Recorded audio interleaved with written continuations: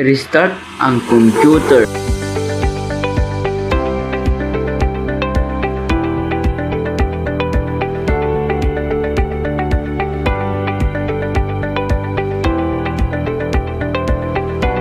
Habang nag-on, agad at paulit-ulit na pindutin ang function key para ma-access ang BIOS o boot menu.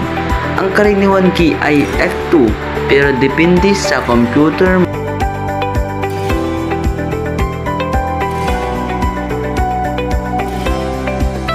Ito ang mga nakalagay sa BIOS, MIN o information, nagpapakita ng detalye patungkol sa computer, model ng motherboard, processor, memory, RAM, at hard disk.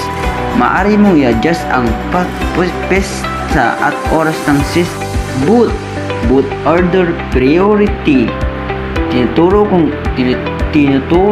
kung alin device ang uunahin na i-boot ng computer: USB, hard disk, CD, DVD, network.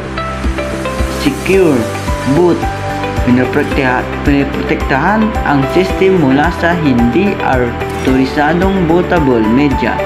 Pinipili ang uri ng firmware na gagamitin. UEFI ay mas moderno kaysa legacy. Security. Administrator password, nagsisecure ng BIOS para hindi ma-access ng ibang tao. Secure boot, tungkol sa pagprotekta ng boot process tulad ng binanggit kanina. TPM, Trusted Platform Module, nagpapahintulot sa hardware level na seguridad para sa encryption tulad ng BitLocker. Power Management, Sleep Mode o Hibernate, maaari mong i-adjust ang paraan ng pagtulog ng computer kapag hindi ginagamit. Make on none, magpapahintulot sa computer na mag-boot mula sa tulog gamit ang network. Advanced CPU settings, maaari mong i-adjust ang bilis ng processor. Overclocking kung niinilan ng motherboard.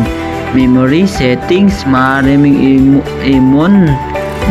mong i-configure ang mga settings ng RAM. SATA settings, maaari mong i-adjust ang paraan ng pagtukoy sa hard drive o SSD. At pumunta na tayo sa boot. Sa first, piliin ang Windows Boot Manager. Pangalawa ay SanDisk at F10 na to.